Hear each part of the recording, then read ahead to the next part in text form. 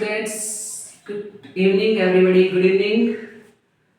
Today we have come with new topic. Yesterday we have discussed about the accommodation in Belgium. Today we will discuss about the accommodation in Sri Lanka. Students, listen very careful that Sri Lanka के accommodation की हम बात कर रहे हैं.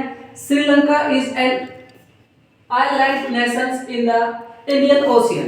You know very well कि श्रीलंका जो है वो एक द्वीप कंट्री है, एक द्वीप नेशन है, क्योंकि उसके चारों तरफ वाटर है, इसलिए वो एक द्वीप नेशन है. तो few kilometres away from southern coast of Tamil Nadu. ये तमिलनाडु से कुछ किलोमीटर की दूरी पर है. स्टूडेंट्स, जैसा कि आपको पता है कि श्रीलंका और तमिलनाडु जो हमारा पार्ट है इंडिया का, उसके अंदर जो डिस्टेंस है वो कुछ किलोमीटर के अंदर है. तो स्टूडेंट्स, अगर हम श्रीलंका के एथनिक कंपोजिशन की बात करें, यानी कि जो संरचना है, जनता जहां पर रहती है, पीपल्स जो कहते हैं, उनकी अगर हम बात करें तो 74% Sinhala speaker, most of the Sinhala speakers are Buddhist. कि श्रीलंका जो नेशन है, मैंने कल आपको बताया था कि श्रीलंका जो नेशन है वो बिल्कुल अपोजिट है बेल्जियम के. बेल्जियम में हमने पढ़ा कि जो गवर्नमेंट की स्टेबल थी, वहां पर बेल्जियम के अंदर पावर शेयरिंग थी, लेकिन श्रीलंका बिल्कुल इससे अपोजिट है. जैसे ये कह रहा है कि 74% Sinhalese speaker, most of the Sinhalese speakers, कह रहा है कि 74% जो सिनाला स्पीकर श्रीलंका के अंदर रहते हैं. सिनाला जो एक लैंग्वेज है, एक भाषा है, बहुत ज्यादा लोग इसके अंदर रहते हैं जो कि क्या बोलते हैं, 74% सिनाला लैंग्वेज बोलते हैं. Most of the Sinhala speakers are Buddhist. और जो सिन्हाला लैंग्वेज बोलते हैं स्टूडेंट्स, वो सारे के सारे बुद्धिस्ट हैं, यानी कि बौद्ध धर्म जिन्होंने अपनाया हुआ है. सेकंड बात करें, 18% तमिल स्पीकर आर हिंदू और मुस्लिम. इसके अंदर 18% जो लोग हैं वो तमिल और तमिल भाषा बोलते हैं, जो हिंदू हैं और कुछ मुस्लिम हैं. नेक्स्ट थर्ड पॉइंट है, तमिल स्पीकर्स हैव सब group one the native Tamils of the country.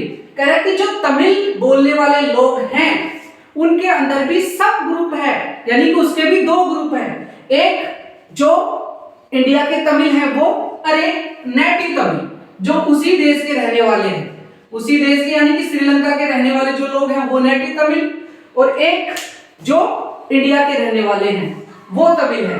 तो कह रहा है कि Sri Lankan Tamils other whose forefather come from India as plantations worker during the colonial period called Indian Tamils. Students, Sri Lanka के अंदर जो तमिल लोग रह रहे हैं उनके अंदर दो ग्रुप हमने बात किया, सब ग्रुप की बात की. एक सब ग्रुप के अंदर बताया कि तो इंडिया के तमिल और एक वहां के जो रहने वाले लोग थे वो तमिल. तो इंडिया के अंदर जो रहने वाले तमिल हैं वो तमिल श्रीलंका के अंदर गए, क्योंकि कॉलोनियल पीरियड के दौरान जब हम ब्रिटिश के जब हम गुलाम थे, तो वहां पर जो वर्कर थे इंडिया के, वो प्लांटेशन के लिए वर्क करने के लिए प्लांटेशन में वो जाते थे तमिलनाडु में, और जब वो तमिलनाडु के जो वर्कर्स थे वो जाते थे श्रीलंका में, और श्रीलंका में जब वो वहां पर काम करते थे तो वो धीरे धीरे करके वहां पर ही सेटल हो गए और वहां पर रहने लग गए थे. तो उन लोगों को हम क्या कहते हैं, इंडियन तमिल के नाम से जानते हैं. 7% Christians who are both Sinhala and Tamil. इसके अलावा भी 7% जो वहां पर क्रिश्चियन लोग रहते थे वो दोनों थे, जो सिन्हाला स्पीकर भी थे और तमिल स्पीकर भी थे. तो स्टूडेंट्स, श्रीलंका मैंने बताया था कि बिल्कुल बेल्जियम से अपोजिट होगा. बेल्जियम में क्या था कि वहां जो बेल्जियम थी उसके अंदर बहुत सारा डिफरेंस आपको देखने को मिला था. जैसे कि हम अगर बात करें स्टूडेंट्स इसके अंदर, तो कंटिन्यू आप हमसे जुड़े रहें कि जिस प्रकार अगर श्रीलंका जो था उसके अंदर डिफरेंस और बेल्जियम में डिफरेंस की बात करें तो काफी अंतर आप लोगों को देखने को इसमें मिल सकता है. स्टूडेंट्स, जैसे कि हम बात कर रहे थे, ये एक बेल्जियम का पार्ट हमने बनाया था. सपोज कर रहे थे हम कि ये बेल्जियम है, तो ये बेल्जियम था और ये श्रीलंका है, ये श्रीलंका कंट्री है, ये श्रीलंका है। तो इस श्रीलंका के अंदर ज्यादा जो बोलने वाले 74% बोलने वाले सिनालाज है, सिनालाज जो क्या बोलते हैं, सिनाला बोलते हैं। और ये अधिकतर कौन है, बौद्ध है, बुद्धिज्म है, जो बुद्धिस्ट है, जो बौद्ध धर्म को, बौद्ध धर्म है, बौद्ध धर्म को क्या करते हैं, ये पालन करते हैं, ठीक है, 74%। और इसके अंदर 18% जो बता रहे थे, ये 18% जो थे वो लोग थे जो तमिल लैंग्वेज बोलते हैं, तमिल स्पीकर्स थे, तमिल स्पीकर्स थे जो 18% लैंग्वेज बोलते थे तमिल लोग। और सेकंड अगर हम बात करें तो इसके अंदर क्रिश्चियन भी थे, जो क्रिश्चियन थे वो 7% थे, जो कि तमिल भी बोलते थे और सिनाला भी बोलते थे। और इसके अंदर हमने बात किया था ओवरऑल, इसके अंदर ओवरऑल हम बात किए थे कि जो बेल्जियम है उसके अंदर लगभग 59% डच स्पीकर थे, 40% इसके अंदर फ्रेंच स्पीकर्स थे, ठीक है, और 1% जर्मन स्पीकर्स थे। और अगर हम वैसे बात करते कि यहाँ पर जो इसकी कैपिटल थी, इसकी जो कैपिटल थी उसकी अगर हम बात करें तो उसकी कैपिटल के अंदर यानी कि ब्रुसेल्स के अंदर इससे अपोजिट था, ठीक है, क्योंकि यहाँ पर जो जर्मन बोलने वाले लोग, सॉरी डच बोलने वाले लोग ज्यादा थे, ठीक है, और सॉरी फ्रेंच बोलने वाले लोग ज्यादा थे, डच बोलने वाले कम। तो स्टूडेंट्स इस प्रकार से अगर हम बात करें तो हमें पूरा स्ट्रक्चर का इनका पता लग जाता है, ठीक है। हाँ स्टूडेंट्स, जैसे अब हम बात करेंगे वेजिटेरियनिज्म इन श्रीलंका, श्रीलंका के अंदर किसकी मेजॉरिटी थी। तो students Sri Lanka emerge an independent nation in 1948। Students Sri Lanka 1948 के अंदर इंडिपेंडेंट कंट्री बना। और श्रीलंका के अंदर जैसा कि मैंने पहले भी बताया था कि श्रीलंका के अंदर जो सबसे ज्यादा लैंग्वेज स्पीकर्स थे वो सिनाला के थे। तो जो सिनाला लैंग्वेज वाले लोग थे, आपको पता है कि जिसकी स्पीकर्स जिसके ज्यादा होते हैं, जिस लैंग्वेज बोलने वाले लोग ज्यादा होते हैं, तो उनकी मेजॉरिटी होने के कारण उनकी गवर्नमेंट के अंदर जो मेंबर बने वो भी सिनाला लैंग्वेज वाले ज्यादा बोले। अब सिनाला लैंग्वेज वाले जब उनके मेंबर बन जाएंगे तो गवर्नमेंट का निर्धारण खुद करेंगे, और गवर्नमेंट के जब वो पार्ट हो जाते हैं तो गवर्नमेंट की जो पॉलिसी है, जो लॉ है, वो अपने हिसाब से चलाएंगे। तो students, the Sri Lanka leaders sought to secure their dominance over government by वर्चर देयर मेजॉरिटी, यानी कि उन लोगों ने अपनी मेजॉरिटी को स्थापित किया, क्योंकि जो खड़े होते थे, स्टैंड होते थे कैंडिडेट, वो सिनाला के खड़े होते थे और सिनाला लोग उनको सपोर्ट करते थे, वो वोट होकर कहां जाते थे, इसका पार्ट बनते थे जीतने के बाद में।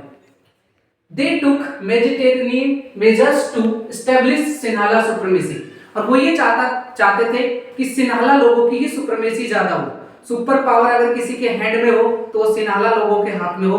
इसलिए वहां पर किसी भी प्रकार का कोई भी रूल और रेगुलेशन जो होता था वो सिनाला से बिल्कुल अपोजिट होता था, ठीक है। और सिनाला जो लोग थे वो ही सभी कार्य को करने वाले होते थे, वही नई नई पॉलिसी लागू करते थे, नए नए लॉ पास करवाते थे। They took majority Sinhala supremacy in 1956 an act was passed to recognize Sinhala as the only official language of Sri Lanka. अब ये 1956 के अंदर उन्होंने एक एक्ट पास करवाया जिसके अंदर सिन्हाला को वहां की ऑफिशियल लैंग्वेज घोषित कर दिया गया, यानी कि आधिकारिक जो भाषा होगी वो सिन्हाला होगी। अब जो भी पत्राचार होते थे, जो भी एप्लीकेशन, जो भी पत्र लिखे जाते थे गवर्नमेंट अधिकारी को, चाहे मिनिस्टर को, वो सारे सिन्हाला लैंग्वेज में लिखे जाएंगे। ऑफिशियल लैंग्वेज का मतलब स्टूडेंट्स ये होता है। और जो फोर्थ वाला पॉइंट है वो होगा government followed preferential policy that favoured Sinhala's applicants for university position and the government job। Students, जैसे कि हमने थर्ड पॉइंट तक पढ़ा, फोर्थ पॉइंट में था कि द गवर्नमेंट फॉलोड, यानी कि अब जो गवर्नमेंट है वो इस प्रकार की पॉलिसी लागू कर रही है, इस प्रकार के एक्ट पास कर रही है जिसके अंदर जो सिन्हाला लोग थे, स्पीकर्स थे, जो सिन्हाला बोलते थे, उनको ही बेनिफिट्स मिले, चाहे वो यूनिवर्सिटी में हो के पोजीशन के ऊपर हो, चाहे गवर्नमेंट जॉब में हो, सिर्फ वही एप्लीकेबल हो जिनको सिन्हाला लैंग्वेज का ज्ञान हो। तो हर वैकेंसी में, हर जो इंस्टीट्यूशंस थे उनके अंदर सिन्हाला लोगों की वरीयता देना उन्होंने शुरू कर दिया था। A new constitution stipulated that the state government shell protect and faster Buddhism. उन्होंने अपने नए संविधान के अंदर ये भी लागू किया कि जो स्टेट गवर्नमेंट है वो अपनी स्वयं की रक्षा भी करेगी, साथ में जो बुद्धिज्म रिलीजन है उसको तीव्र गति से आगे बढ़ाएगी। स्टूडेंट्स 6 जो पॉइंट है वो लास्ट पॉइंट है, इसके अंदर बता रहा है कि they felt that constitution and government denied from equal rights, discriminate against them in getting jobs and opportunity, ignore their interests. Students, अब जो अलग जो स्पीकर्स थे, जो तमिल स्पीकर्स थे, वो स्पीकर्स को इसकी चीजों की भनक लगी तो उनकी भावनाओं को ठेस पहुंची, तो उन्होंने उनके खिलाफ हल्ला बोल दिया, यानी कि वो अलगाववाद पर उतर आए, क्योंकि उन्होंने देखा कि जो कॉन्स्टिट्यूशन बन रहा है गवर्नमेंट का अकॉर्डिंग और उसके अंदर गवर्नमेंट में जो लॉ पास हो रहे हैं उसके अंदर उन लोगों को इक्वल राइट्स नहीं दिया जा रहा है। जो अलग स्पीकर्स थे उनको सिन्हाला के बराबर राइट्स नहीं दिए जा रहे थे, वहां पर डिस्क्रिमिनेट हो रहा था, भेदभाव हो रहा था उनके साथ, ठीक है। नहीं वो कोई गवर्नमेंट जॉब में उनको अपॉर्चुनिटी मिल रही थी, नहीं गवर्नमेंट जॉब में पदस्थापित हो पाते थे वो, और उनका अनदेखा किया जा रहा था, और जो स्पीकर्स थे अलग लैंग्वेज बोलने वाले थे उनको अनदेखी हो रही थी, जिसके कारण उन्हें अलगाववाद कर दिया और वहां पर धीरे धीरे छोटे छोटे कॉन्फ्लिक्ट बढ़ते बढ़ते बड़े कॉन्फ्लिक्ट के रूप ले लेते। तो स्टूडेंट्स, इस प्रकार बहुत सारी प्रॉब्लम्स आई। अब प्रॉब्लम्स जब आई तो उन्होंने जो इंडियन तमिल थे और वहां के जो तमिल थे उनके ऊपर उन्होंने दबाव बनाना शुरू कर दिया, उनको प्रोटेस्ट करने लगे थे ये लोग, जिनके कारण इन लोगों ने वहां पर उनके ऊपर प्रेशराइज किया, उनको प्रेशर में डाला और उन पे अत्याचार करने लगे, उनके ऊपर डिस्क्रिमिनेशन होने लगा। तो धीरे धीरे ये चीज आगे बढ़ गई थी। और इस प्रकार अगर हम देखें तो बेल्जियम के मुकाबले श्रीलंका के अंदर गवर्नमेंट एस्टैब्लिश नहीं थी। अभी आपने कुछ महीने पहले देखा कि जो वहां का प्रेसिडेंट था राजपक्षे, वो भी वहां से श्रीलंका को छोड़कर दूसरे देश के अंदर उसको शरण लेनी पड़ गई थी, रिफ्यूजीज बन गए थे, क्योंकि वहां पर जो गवर्नमेंट है वो एस्टैब्लिश नहीं थी, क्योंकि वहां पर पावर शेयरिंग नहीं थी। तो students, these are most important topic and question in this chapter. Okay, thank you. Have a nice day.